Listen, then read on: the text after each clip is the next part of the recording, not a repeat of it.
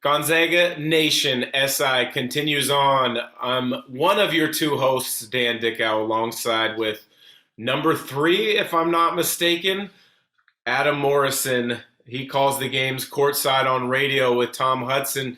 He had a front row seat for two absolute drubbings in WCC play this past week, where the Gonzaga knocked off BYU 110-84 and Santa Clara 115-83. That's now 3 games in a row over the 100-point mark. Mo, what in the heck is going on with this offense? It's unbelievable right now. I think, to be honest, they've solved two issues that were plaguing them at the start of the season. Turnovers, they're being not eliminated, but the costly turnovers, and then the assist to turnover has gone up. And then we're shooting the ball from the outside. I mean, we've had 31 threes in the last 3 games combined. When you combine Drew Timme going 27 to 32 in those last 2 games, which is crazy stat. But then when you space the floor with the perimeter shooting that we've shown, it just makes it really hard to stop. So I think it's a combination of taking care of the basketball and knocking down shots. That's a lot harder to accomplish than it is to say. How do you work on that? I know you've obviously had plenty of experience with Coach Few at practices, film sessions. How do you clean those things up? To be honest, I think some of the turnover stuff is just watching film and decision making. I don't think it's anything fundamental that you can do at this point in guys' careers at this level. I think it's watching film and saying, look, okay, if we get into this situation or we get to a point where the defense is on loaded up strong, we can't try to throw it inside. We got to get to our reversals. We got to get to where defenses have to rotate. So I think what he probably did is just go into the film sessions on a team basis and probably with the individual coach basis and say, look, these are the type of situations where we can't make these type of turnovers. So to me, it's not anything fundamental. It's just literally, guys, if you don't make good decisions, this is what's going to happen. You're going to lose ball games. And if you don't make good decisions, you're probably going to be, I got to take you out. And that message was, heard loud and clear, and it's shown. And, the ball's pinging around really good right now. And guys are making shots. And, like you said, we're scoring, the 105s, 110s the last 3 games, which is kind of crazy. The pace that they're playing with right now is off the charts. I mean, if you look at those point totals that we just talked about, over 100 points for 3 straight games, those are NBA type numbers in pace. And an NBA game is played obviously 48 minutes, not 40. I can't remember a Gonzaga team ever playing this fast. You might play occasionally against, in one of your exhibition games, but this is against at least BYU, a really good team. Santa Clara is middle of the pack this year. I mean, they're doing this against some good teams. What are the biggest difference makers that you've seen? Because they're doing it off of a block shot, a steal, as well as a made basket. Well, Nemhard is playing fantastic as a floor general. He's obviously scoring the ball in this stretch. I mean, he's always flattened the defense.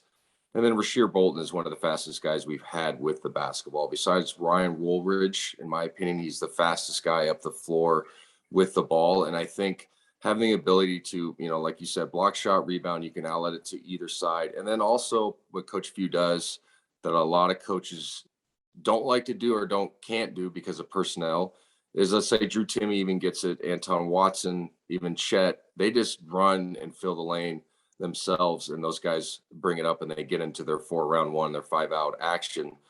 So as a defense, it makes it really hard to, obviously you want to sprint back and then get set to where you can, pre-rotate on their ball screen actions and stuff like that. So I think just the ability with those 2 point guards, it allows us to play really fast. And then our skill guys from top to bottom are capable enough to push the break themselves. And at the end of the day, if you think back to your playing days, I mean, how hard would it be if Chet Holmgren, you're playing a 7-footer and then your 7-footer has to be away from the basket to start the break, and then you get into your actions.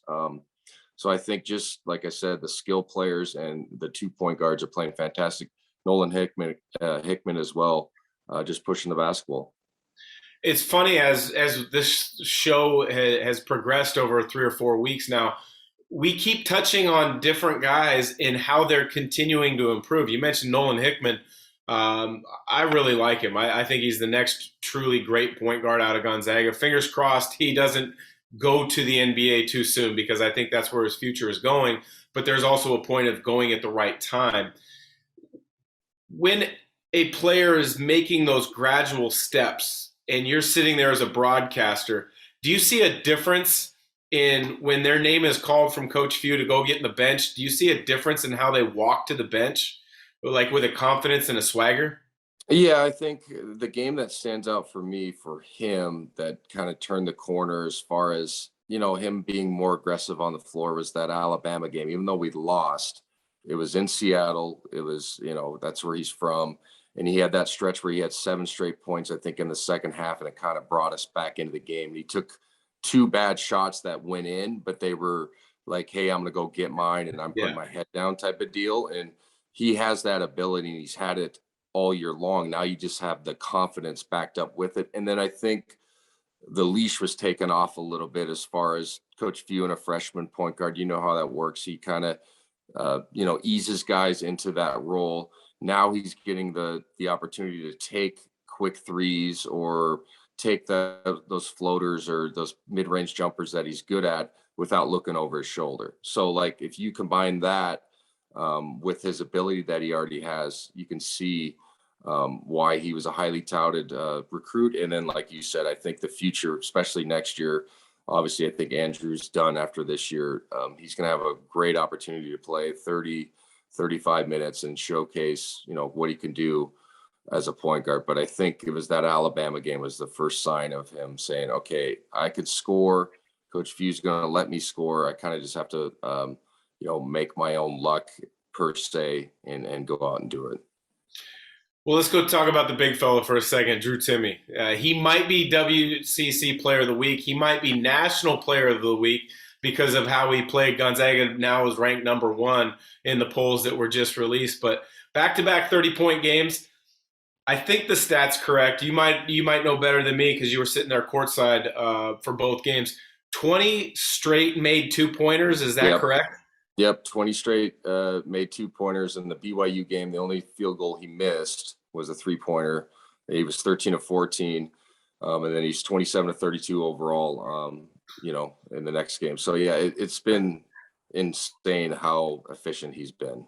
Those numbers are mind-boggling. It's funny because, over the last couple of weeks, a lot of websites and analysts have put out their mid-season awards, and very few left Drew Timme on their first team All-American awards. I don't see how you don't put him on an All-American team right now based on the fact that Gonzaga's ranked first in the country. Yeah, he's averaging 1 point less a game than a season ago, but he's still over 60% from the field. It's just mind-boggling what he's doing. Yeah, he's highly efficient, man, obviously. And what I like about him, the game always comes to him. He never forces anything. And that's one of the most impressive factors of me watching him, especially this year when, last year he was the leading scorer, but he was his sophomore year. And we had, two NBA players, 3 NBA players, counting Joel, 2 guys that were drafted and then Joel. And so it's like coming into this year, like, okay, he's probably thinking I got to get to 25 a night. It's my turn, blah, blah, blah, all that stuff.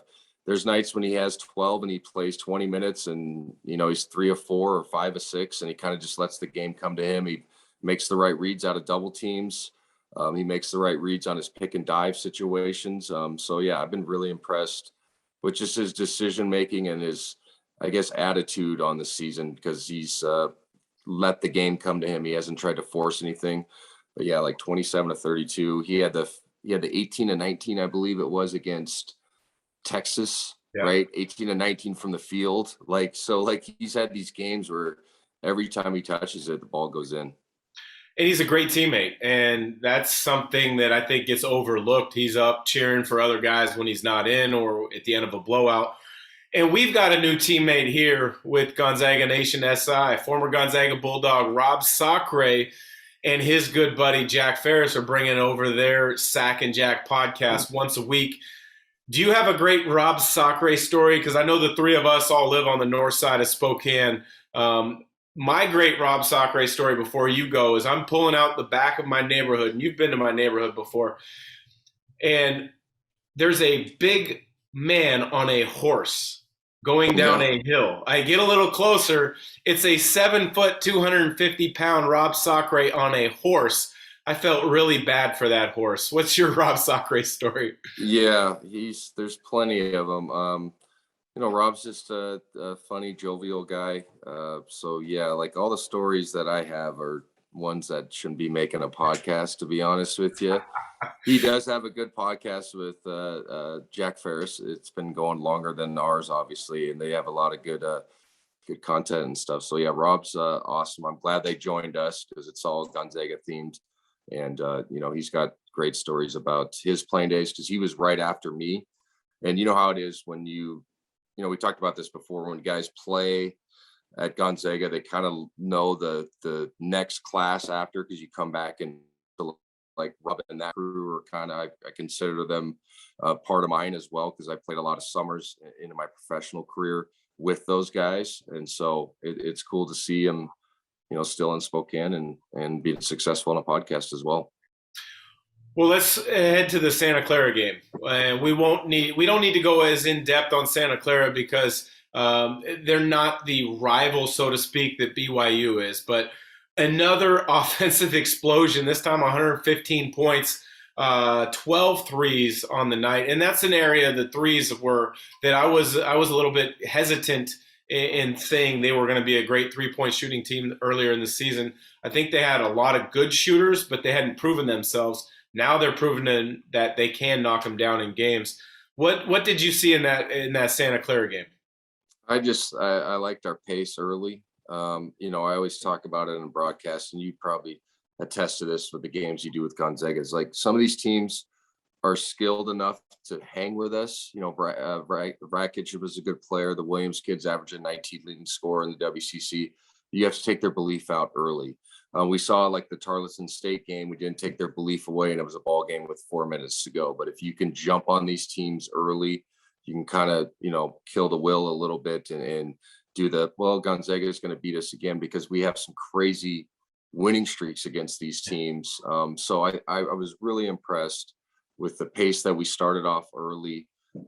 Ball was pinging around just like usual, like we said. And then we have the ability this year that we didn't have at the start of the year, but it was a staple of last year's team, of going on 15-0 runs, 18-0 runs, 20-4 runs. Those are things of that nature. And I think that's largely in part with the pace. And then, like you mentioned, shooting threes. When you can string together 2, 3, 4 threes, and a team looks up, they're down 6, and then all of a sudden they're down 18, it just really takes the belief out of them. And I think that's what we did against Santa Clara. Put your coaching hat on for a second, and you're the head coach of Santa Clara. Herb Sendek made the decision early in the game. They're going to send 5 guys back in defensive transition. How would you slow down Gonzaga's offensive attack? It's a good question. I always think trying zone would suffice, I guess. And I know we just, talked about how great the 3-point shooting is. Sometimes in a zone, you can bait guys into shooting early, quick ones, right? And sometimes it sounds funny, but if you're quote unquote wide open in a zone, it's a harder shot to make in the context of a ball swing, man action. I know it sounds weird, but I would try a zone. Nobody tries it against us. Obviously we run good action against it, but I would say, hey, maybe soft press us and then try a zone. But the biggest thing is getting back on defense. And I get what Herb was trying to do in that game, like get everybody back and try to get in defense. But like I said, it's so difficult. Normally your 5s, when they sprint back, or your 4s are going to the paint and then working themselves out. Well, if Drew Timme gets the ball in the break, or Chet Holmgren, who has the ability to go coast to coast, he's away from the floor. And then we run, our zag action where there's a back cut into a dribble handoff or a side ball screen. Well, that side's wide open now, so you can't pre-rotate. So it is really difficult. So yeah, I mean, to be honest with you, I would just sprint back and play zone and mix it up. Really is all I would try to do. Yeah, I've tried to put myself in an opposing coach's shoes before, and it's difficult because if you do that, you're opening yourself up to a lot of other possible issues. The offensive glass for Gonzaga could be one of those issues if you went zone. So for Gonzaga Nation SI, it's been myself, Dan Dickau, and Adam Morrison. We'll be back again later this week where we preview the San Francisco game that has been rescheduled.